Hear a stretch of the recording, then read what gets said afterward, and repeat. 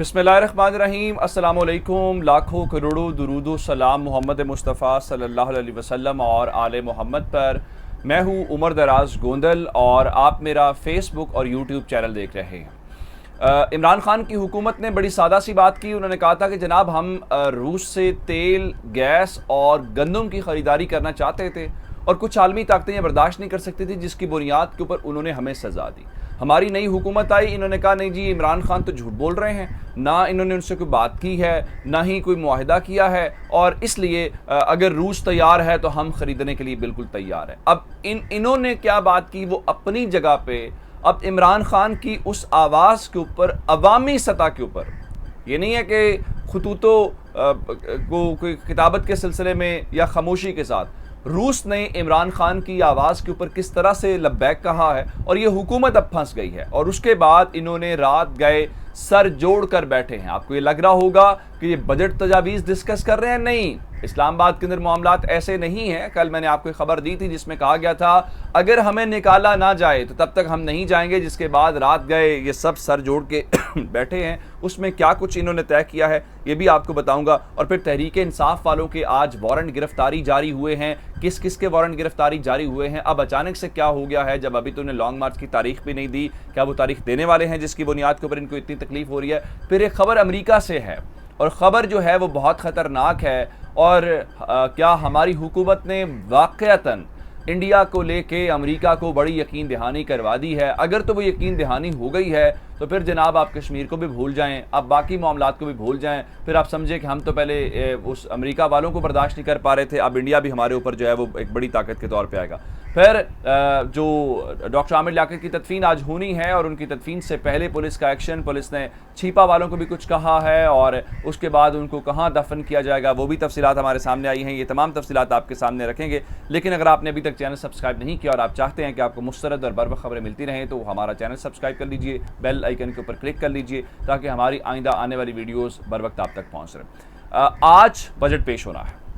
मैं आपके सामने मोहम्मद ज़ुबैर जो नून लीग के बड़े इकोनॉमिस्ट हैं और वो भी बड़े रिफॉर्म्स और ये निजकारी के मामलात को देखते रहे, असद उमर के जो भाई हैं उनकी ज़बान में ये बताना चाहता हूँ। अगले पिछले 30-40 साल की बात करें तो इमरान खान के दौरे हुकूमत में हमारी GDP ग्रोथ जो है वो 6% के ऊपर गई, जो कि बहुत अच्छी बात है। लेकिन दूसरी जानिब आपने कल देख लिया इक़्तिसादी सर्वे की सूरत में कि इमरान खान की जो लॉन्ग टर्म पॉलिसीज़ थी, जो मईशत की बेहतरी की पॉलिसीज़ थी, उसके ऊपर मोहर सख्त हो गई कि कम से कम हुकूमत कोशिश कर रही थी, रिफॉर्म्स ऐसी लाई जा रही थी जिसका एक पॉजिटिव इम्पैक्ट हमें नज़र आता है। लेकिन इन जालिमों ने उस चीज़ को बर्दाश्त नहीं किया। अब ज़रा खबर सुन लीजिए, मैं 2-3 खबरें देके फिर ज़रा रूस वाली खबर के ऊपर आ जाऊँगा। सबसे पहली खबर सुन लीजिए कि मुल्की ज़र मुबादला के ज़खायर जो है वो 59 करोड़ 54 लाख डॉलर्स कम हो गए, यानी तकरीबन आप समझे कि $1 बिलियन के करीब जो है वो इस हुकूमत ने पाकिस्तान के ज़र मुबादला के ज़खायर कम कर दिए। एक और ख़बर सुनिए, पहले मूडीज़ ने पाकिस्तान की ओवरऑल मईशत को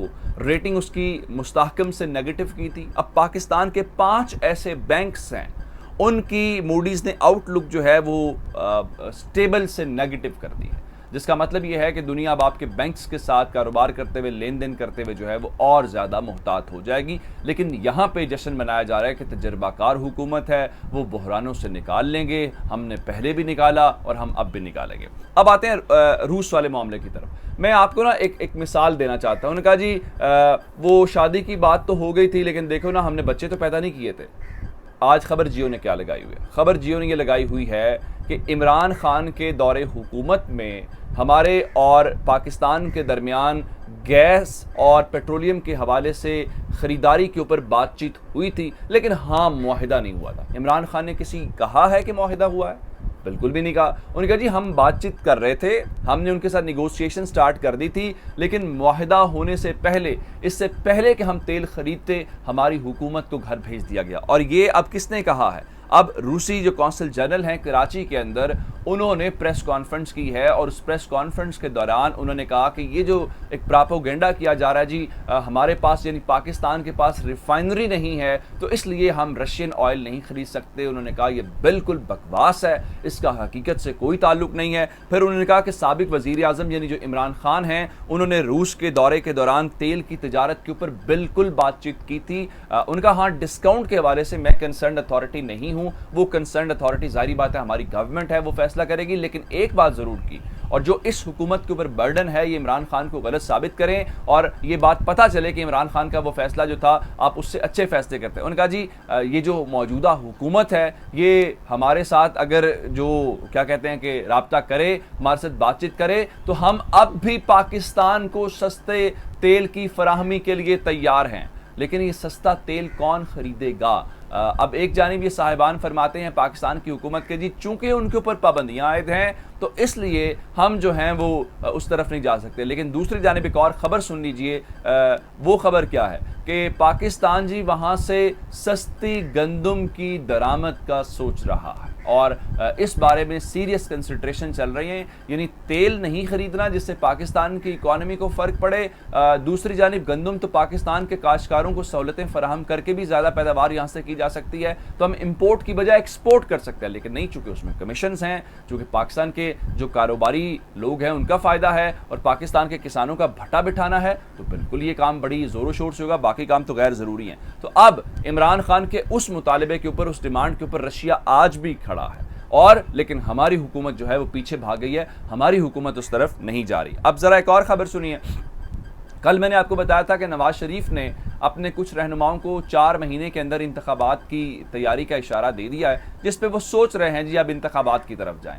तो जरदारी साहब तो ये फरमा रहे हैं जी जब तक मैं चाहूँगा ये सिस्टम चलेगा। ये जो मैं है, जरदारी साहब को इस बात का अंदाज़ा नहीं है कि ये चीज़ें मरवा देती हैं ना, कि जरदारी साहब ने तो इतने वो अपनी पार्टी के साथ संजीदा हैं कि पंजाब के अंदर 20 सीटों के ऊपर इलेक्शंस हो रहे हैं। ज़रा मुझे 20 सीटों के फिर पाकिस्तान पीपल्स पार्टी के आपने बताने हैं जो उनके उम्मीदवार हैं जिनकी बुनियाद के ऊपर कल को वज़ीर आला पंजाब बनना है। और ये पंजाब के अंदर जो कहते हैं कि हम बिलावल को वज़ीर आज़म बनाएंगे, तो आपको तो पंजाब की सूबाई असम्बलियों के 20 मेंबर नहीं मिले जो आपका इलेक्शन लड़ सके और आप बिलावल को वज़ीर आज़म बनाने चले। अब जनाब अली जरदारी साहब ने शाया दिया जी, जिसमें मुख्तलिफ लोगों ने शिरकत की है और मुख्तलिफ पार्टी के जो सरबराह हैं, शहबाज शरीफ साहब ने, मौलाना फजलुर रहमान ने, चौधरी शुजात ने, डॉक्टर खालिद मकबूल सिद्दीकी ने, शाहजहान बुगटी ने, खालिद मक्सी ने और असलम भूतानी, आगा हसन बलोच, इमल खान वली ने शिरकत की है। अच्छा, उसके अलावा दीगर लोग भी मौजूद थे और इन्होंने रात को जरदारी साहब के घर में ये सारी नशिस्तें हुई हैं और बुनियादी तौर पर उन्होंने कहा जी मीशत के इस्तेहकाम के लिए बातचीत हुई है और शुरका ने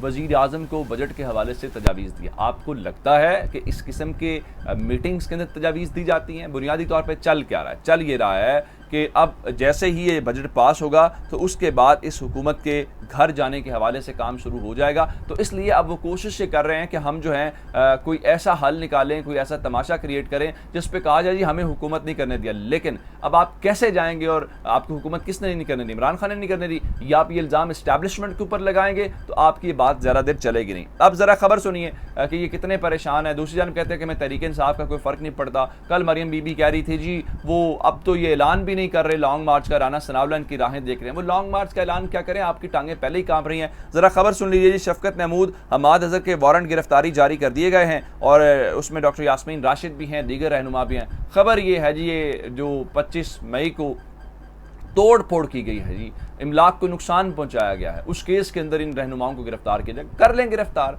अगर राना सनाउल्लाह तोड़ फोड़ या तशद्दुद करते नज़र आपको नज़र नहीं आए लोगों के ऊपर, तो दूसरी सूरत में आपको ये नज़र आ गया तो ठीक है। अगर आप इंसाफ इस तरफ से करना चाहते हैं तो बिल्कुल ठीक है। अब खबर ज़रा और सुनिए। अब्दुल बासित जो पाकिस्तान के इंडिया में साबिक हाई कमिश्नर हैं, उन्होंने भी इसके ऊपर बात की है और भी लोग बात कर रहे हैं। बिलावल साहब भी अमेरिका गए हुए थे और ख़बर ये है कि इंडिया चूँकि नेशनल मैंने कह रही है जो अक़वाम मुत्तहिदा की जो उनकी है सिक्योरिटी कमेटी है उसका मेंबर बनना चाहता है, मुस्तकिल मेंबर बनना चाहता है। और पाकिस्तान उसके ऊपर एतराज़ करता है कि आप जो है वो यूएन सिक्योरिटी काउंसिल के मेंबर इनको नहीं बना सकते, इस तरह से जो बैलेंस ऑफ पावर है वो डिस्टर्ब हो जाएगा। लेकिन वहाँ पे खबर ये आई है कि ब्लिंकन ने ये कहा है कि अगर ऐसा मामला आए तो क्या पाकिस्तान उसकी मुखालफत करेगा। तो अब्दुल बासित के मुताबिक, जो पाकिस्तान के एक साबिक सफ़ीर हैं, डिप्लोमेट हैं, उनके मुताबिक पाकिस्तान ने अमेरिका को यकीन दहानी करा दी है कि अगर ये मामला आया जहाँ पे इंडिया के मुस्तकिल मेंबर बनने की बात आई तो पाकिस्तान उसकी मुखालफत नहीं करेगा।